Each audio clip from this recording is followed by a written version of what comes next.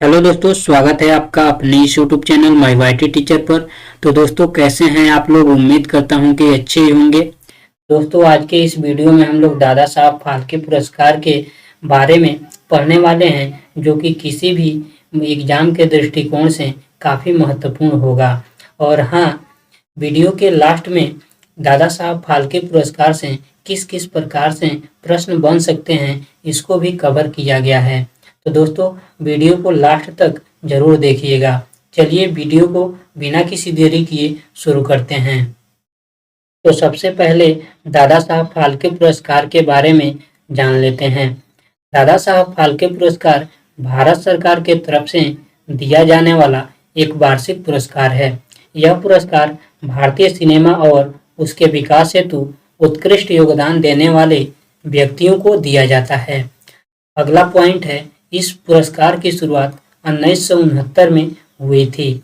अगला पॉइंट है, यह पुरस्कार भारतीय सिनेमा के पितामह कहे जाने वाले दादा साहब फाल्के के नाम से यानी कि दादा साहब फाल्के के नाम पर दिया जाता है।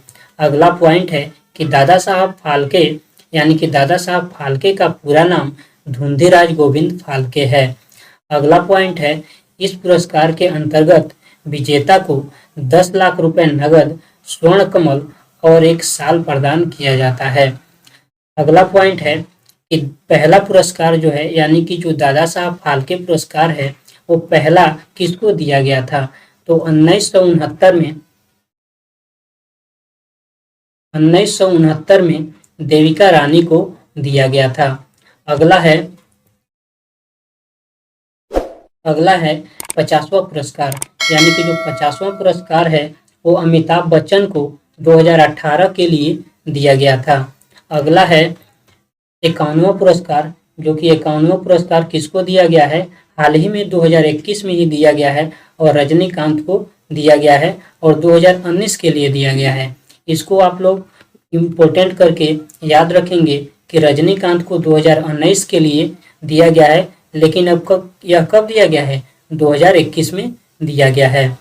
ठीक है, चलिए देख लेते हैं कि इससे किस किस प्रकार से प्रश्न बन सकते हैं। तो पहला प्रश्न बन सकता है, दादा साहब फाल्के पुरस्कार किस क्षेत्र में दिया जाता है? तो याद रखिएगा, दादा साहब फाल्के पुरस्कार जो है वो सिनेमा के क्षेत्र में यानी भारतीय सिनेमा के क्षेत्र में दिया जाता है। अगला क्वेश्चन बन सकता है कि भारतीय सिनेमा के पितामह के रूप में किसे जाना जाता है? तो अभी हम लोगों ने पीछे पढ़ा किसे जाना जाता है, तो दादा साहब फाल्के को जाना जाता है। अगला क्वेश्चन बन सकता है, दादा साहब फाल्के पुरस्कार की शुरुआत कब हुई थी? तो ये भी पीछे पड़े हैं 1969 में। ठीक है, अगला क्वेश्चन बन सकता है, दादा साहब फाल्के पुरस्कार को किस मंत्रालय द्वारा दिया जाता है? तो दोस्तों, ये क्वेश्चन बहुत ही महत्वपूर्ण है, इसको याद रखिएगा। ये सूचना और प्रसारण मंत्रालय के द्वारा दिया जाता है। अगला क्वेश्चन है, 1969 में पहली बार दादा साहब फाल्के पुरस्कार से किसे सम्मानित किया गया था? तो याद रखिएगा, देविका रानी को दिया गया था। अगला क्वेश्चन बन सकता है कि दादा साहब फाल्के पुरस्कार में क्या दिया जाता है? यानी कि जो दादा साहब फाल्के पुरस्कार है, इसके रूप में क्या दिया जाता है? तो 10 लाख रुपया का नगद और स्वर्ण कमल और एक साल दिया जाता है। ठीक है, याद रखेंगे क्या दिया जाता है? तो 10 लाख रुपया नगद दिया जाता है और एक स्वर्ण कमल दिया जाता है और एक साल दिया जाता है। ठीक है, अगला क्वेश्चन बन सकता है कि भारत की पहली मुख्य फिल्म राजा हरिश्चंद्र को किसने बनाया था? तो ये भी किसने बनाया था? दादा साहब फाल्के ने। यहाँ से एक क्वेश्चन और याद रख सकते हैं कि जो भारत की पहली मुख्य फिल्म थी वो कौन सी थी? तो राजा हरिश्चंद्र थी। ठीक है, इसको भी आप लोग याद रख सकते हैं। अगला क्वेश्चन है कि 51वां दादा साहब फाल्के पुरस्कार से किसे सम्मानित किया गया है? तो 51वां दादा साहब फाल्के पुरस्कार से हाल ही में किसको सम्मानित किया गया है? रजनीकांत को सम्मानित किया गया है। अगला क्वेश्चन बन सकता है, 50वां दादा साहब फाल्के पुरस्कार से किसे सम्मानित किया गया है? तो इसका जो करेक्ट आंसर होगा वो होगा अमिताभ बच्चन को। ठीक है, और अमिताभ बच्चन को कब दिया गया था?